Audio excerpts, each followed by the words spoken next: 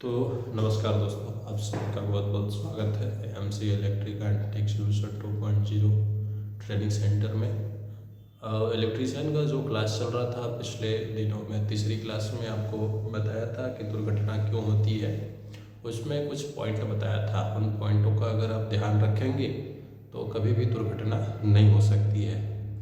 तो उन पॉइंटों का ध्यान रखिएगा कभी भी। तो हम आगे चलते हैं।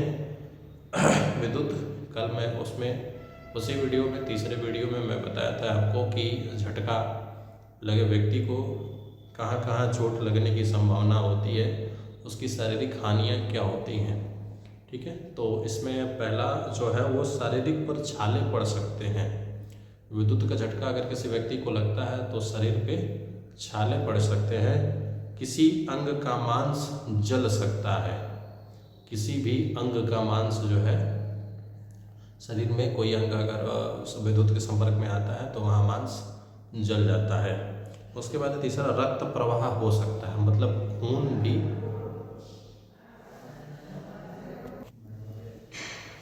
तो इसमें जो है, और चौथा है, श्वास में रुकावट उत्पन्न हो सकती है। मतलब अगर श्वास में मतलब विद्युत का झटका कहीं लग जाता है तो हमारे श्वास रुकने लगती है, और श्वास निरंतर नहीं चलने की वजह से व्यक्ति की जो होती है वो मृत्यु हो जाती है। तो उसका भी हमको ध्यान रखना चाहिए कि श्वास उसकी न जाए। श्वास को हम अगर उसको हार्ट अटैक या बेहोशी की हालत में होता है तो 3 मिनट के अंदर हम उसको अगर वापस रिकवर कर लेते हैं तो हमारा जो है वो व्यक्ति खोने से बच जाएगा। ठीक है।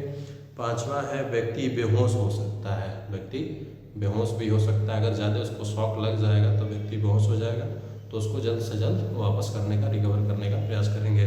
छठा है, हृदय गति रुकने से व्यक्ति की मृत्यु भी हो सकती है। अगर ज़्यादा देर तक उसको झटका लगेगा, व्यक्ति को ज़्यादा देर तक बेहोश रहता है, तो उस स्थिति में उसको उसकी मृत्यु भी हो सकती है। तो इन सब चीज़ों का हमको ध्यान रखना चाहिए। अगर इसमें कुछ भी होता है तो तुरंत उसको उपचार, प्राथमिक उपचार देने के बाद हम तुरंत उसको हॉस्पिटल लेके जाएंगे ताकि उस व्यक्ति की जान बच सके। ठीक है। तो इसमें संपर्क को छुड़ाना कैसे चाहिए। अगर विद्युत के संपर्क में व्यक्ति आ जाता है तो सर्वप्रथम हमको करना क्या चाहिए, उसका भी हमको ध्यान रखना चाहिए। भाई बहुत लोगों के साथ ये हो जाता है और हम समय रहते उस व्यक्ति को छुड़ा नहीं पाते हैं, इस कारण उस व्यक्ति की मृत्यु भी हो जाती है। ठीक है। तो इसमें है, मशीन उपकरण का स्विच ऑफ कर दे अथवा उसके मेन प्लग को निकाल दे, विद्युत लाइन के मेन स्विच को ऑफ कर दे। मतलब उस व्यक्ति को अगर विद्युत शॉक लगा है, व्यक्ति विद्युत के संपर्क में है, तो सबसे पहले हम मशीन या जो भी उपकरण के संपर्क में है उसके प्लग टॉप को निकालेंगे, और उसके टॉप को पहले स्विच को ऑफ करेंगे, फिर प्लग टॉप को निकालेंगे।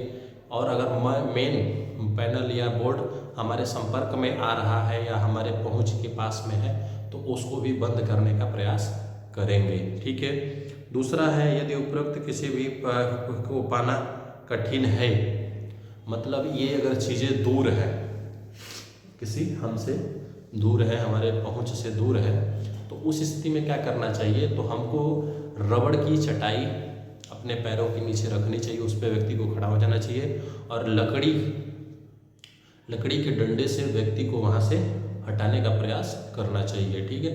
तो अगर ये सब चीज़ें अगर दूर में है, प्लग है, स्विच है, मेन स्विच है, तो ये अगर चीज़ दूर है तो हमको लकड़ी का डंडा, उसके बाद वो रबड़ की चटाई पर खड़े होकर लकड़ी के डंडे से हम व्यक्ति को छुड़ा सकते हैं ताकि वो व्यक्ति बच सके।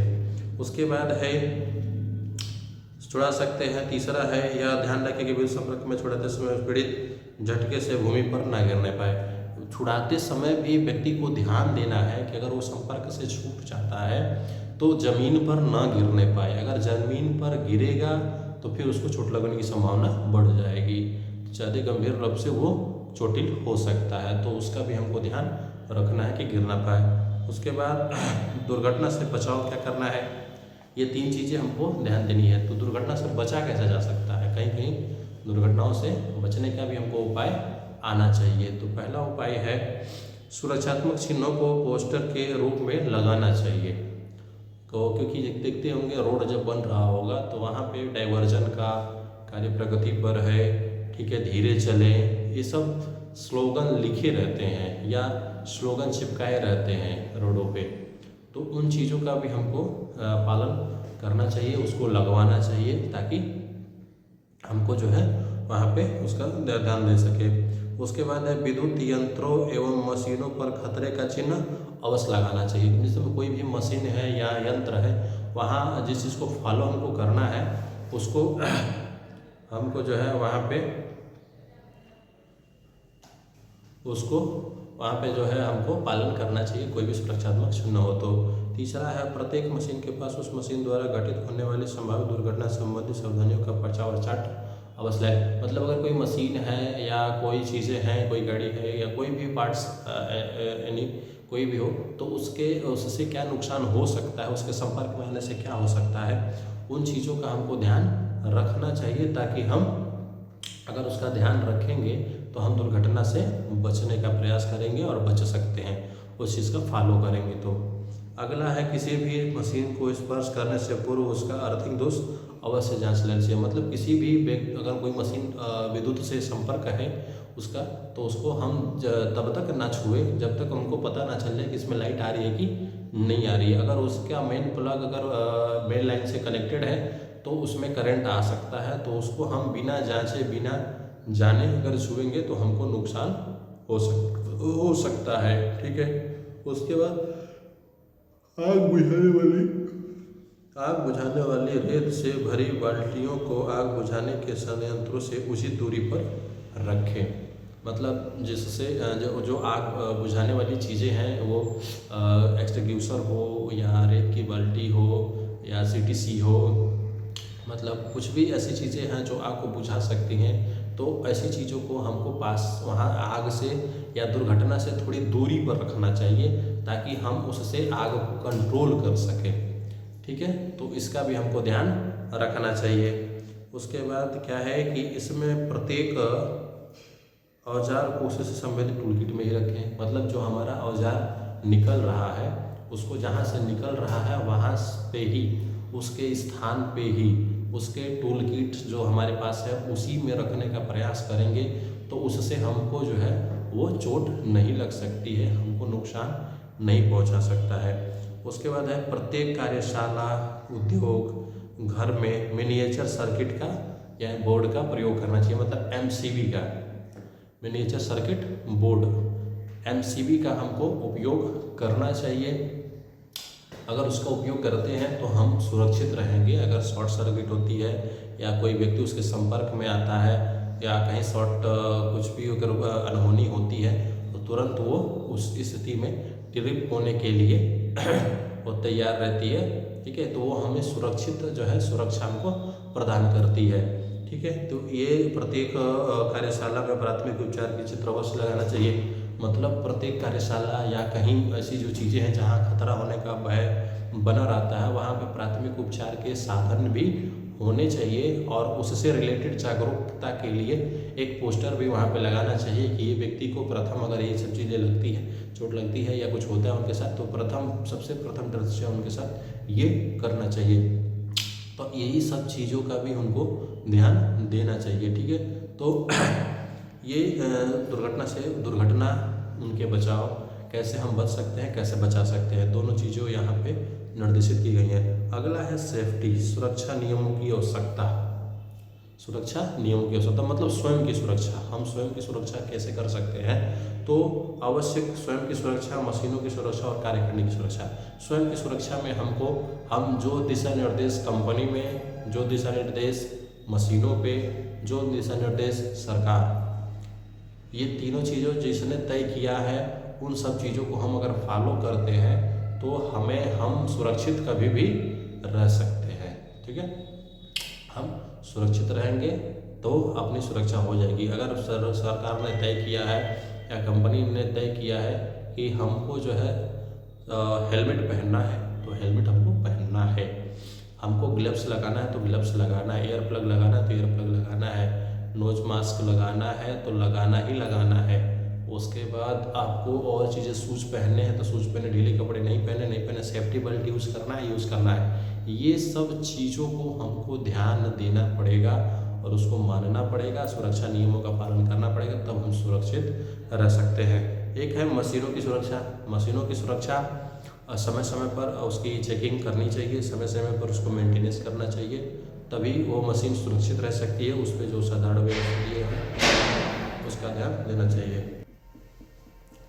तो हमको जो है यहाँ पे मशीनों की भी सुरक्षा का ध्यान रखना पड़ेगा। उसके बाद है कार्यशाला की यानी कार्यखंड की सुरक्षा। कार्यखंड की सुरक्षा जहाँ से वहाँ गंदगी नहीं होनी चाहिए और वहाँ पे जो दिशा निर्देश दिए गए हैं, दिशा निर्देश या अनिवार्य चिन्ह, निर्देशात्मक चिन्ह, ये सब आवश्यक चिन्ह है, ये सब वहाँ पे प्रदर्शित होने चाहिए। या तो स्लोगन लिखा हो या उसका बैनर लगा हो, फोटो लगा हो, ठीक है, या सब दिखाए गए होंगे या मार्किंग की गई हो। ये सब चीज़ों का पालन हमको करना चाहिए। कौन सी चीज़ें कहाँ रखी गई हैं इसका भी हमको वहाँ ध्यान कार्यखंडों पे देना चाहिए, ताकि हर चीज़ पहुँच में रहेगी। अगर कुछ अनहोनी होती है तो उसको तुरंत उससे निपटा जा सकते हैं, उसका तुरंत समाधान निकाला जा सके, ठीक है। तो ये जो चीज़ें हैं, ये तीनों चीज़, स्वयं की सुरक्षा, मशीनों की सुरक्षा और कार्यखंड की सुरक्षा, ये तीनों चीज़ की अगर सुरक्षा रहेगी तो हम अच्छा से अच्छा कार्य कर सकते हैं। जैसे सुरक्षा चिन्ह भी है, निषेधात्मक चिन्ह। जैसे हमको है कि डोंट रन, हमको जो है परिसर में दौड़ना नहीं चाहिए क्योंकि दुर्घटना हो सकती है। उसके बाद नो स्मोकिंग, हमें कोई भी प्रकार का धूम्रपान या नशा पता नहीं करके अंदर जाना चाहिए, नहीं करना चाहिए। उसके बाद है नो नेकेड फ्लेम्स, हमें आगों को नहीं जलाना चाहिए, ठीक है, ये भी है। उसके बाद है साइकिलिंग प्रोहिबिटिंग, मतलब साइकिल चलाना वहाँ पे वर्जित है, पैदल आप चल सकते हैं, ठीक है। उसके बाद ऑन ड्यूटी क्लोथ्स, ठीक है, नो डर्टी क्लॉथ्स, कपड़े गंदे नहीं होने चाहिए, कपड़े जो है साफ़ सुथरे होने चाहिए। उसके बाद नो बड़े शब्द, यानी जल्दीबाजी में नहीं चलना चाहिए हमको। अनिवार्य चिन्ह जो मैंने आपको बताया, ग्लव्स होने चाहिए, गगल्स होने चाहिए, ईयर प्लग होने चाहिए, शूज होने चाहिए, ग्लव्स होने चाहिए, हेड प्रोटेक्शन होने चाहिए, ठीक है। ये सब चीज़ें हमको पहन के जानी चाहिए अनिवार्य चीज़ों में। चेतावनी में है रिस्क ऑफ लाइफ, रिस्क जो है लाइफ में, जीवन में जो है वो बहुत बड़ा रिस्क है, तो उसका भी हमको ध्यान रखना चाहिए, ठीक है। और भी चीज़ें हैं जैसे सूचनात्मक चिन्ह है, फर्स्ट एड, एग्जिट, बाहर निकलना, कॉल्स का, वेटिंग रूम्स का, ठीक है। ये सब चीज़ें जो होती है इसका हमको ध्यान रखना चाहिए। आग, फायर सिस्टम, इसकी हमको जानकारी वहाँ होनी चाहिए कि कहाँ है, ठीक है, कि उसकी बुझाने की चीज़ें कहाँ है, बुझाने की चीज़ें उसको कहाँ है और कैसे हम उस पर नियंत्रण पा सकते हैं, ठीक है। ये सब चीज़ें हमको आनी चाहिए, हमको ध्यान देना चाहिए। अगर कोई भी आग के प्रकार भी हैं, श्रेणी ए, श्रेणी बी, श्रेणी सी, श्रेणी डी, ये सब अलग अलग आग की प्रकार है। श्रेणी ए में जो होता है वो लकड़ी, कपड़ा, कागज, इस श्रेणी ए में आता है। इसको बुझाने के लिए भी चीज़ें अवेलेबल होती है। इसको कैसे हम बुझाते हैं, तो शीतल जल से, ठीक है, मतलब आग को जो होती है यह कागज़ लकड़ी से जब पकड़ता है तो इसको हम जल के द्वारा बुझा सकते हैं। उसके बाद श्रेणी बी है पेट्रोल, डीजल, ये सब चीज़ों को हम कार्बन डाइऑक्साइड के द्वारा अग्निशामक से बुझा सकते हैं। बी की जो आगे है श्रेणी सी की है एलपीजी गैस की आदि अगर आती है तो इसको जो हम है वो CO2 गैस से हम इसको बुझाने का प्रयास करते हैं। श्रेणी सी में ही जो होती है वो विद्युत की भी आग आती है। उसके बाद श्रेणी डी की जो आग है CTC, डी की जो आग है वो धात्विक पदार्थों से लगने वाली आग, बिजली के तारों पर लगने वाली आग। श्रेणी डी में बिजली के जो आग आती है वो श्रेणी डी में आती है। इसको भी बताने के लिए CTC या CO3, ठीक है, कार्बन टेट्राक्लोराइड CTC होता है और जो है कार्बन डाइऑक्साइड CO2 सॉरी। तो इन सब चीज़ों का हमको ध्यान देना चाहिए। उसके बाद अग्निशमन, किसी से क्या मतलब बुझाया जा सकता है, तो अग्निशामक यंत्र के प्रकार है उपयुक्त जलयुक्त अग्निशामक यंत्र होने चाहिए, ठीक है। उसके बाद फोम टाइप अग्निशामक यंत्र होने चाहिए, शुष्क पाउडर टाइप अग्निशामक यंत्र होने चाहिए, कार्बन डाइऑक्साइड टाइप अग्निशामक यंत्र होने चाहिए, कार्बन टेट्राक्लोराइड टाइप अग्निशामक यंत्र होने चाहिए। ये सब चीज़ें आग बुझाने के काम आती है, ठीक है। किन चीज़ों से आग लगी है इसका हमको पहले पता होना चाहिए, तभी हम उस चीज़ का प्रयोग कर सकते हैं। तो क्लास जो होती है वो हमारे 15 मिनट में होने वाली है, 15 मिनट की होने वाली है। तो आप सभी को आज मैं बहुत सारा टॉपिक बता दिया हूँ, तो आप इसका अध्ययन करिए, आप इसको जानिए, और आप इसको जानने के बाद आप बहुत कुछ इसमें जो है उसका पालन करके और अपने को सुरक्षित हो सकते हैं। कल भी मैं चीज़ें बताऊंगा। कल मैं प्राथमिक उपचार के बारे में, फर्स्ट एड के बारे में आपको बताने वाला हूं, ताकि आप उसमें भी अगर जान जाएंगे फर्स्ट एड के बारे में, प्राथमिक स्वास्थ्य के उपचार के लिए, तो उसमें भी अच्छा खासा आप जो है वो अपने साथियों का या अपना उपचार कर सकते हैं। तो आप सभी का बहुत बहुत धन्यवाद।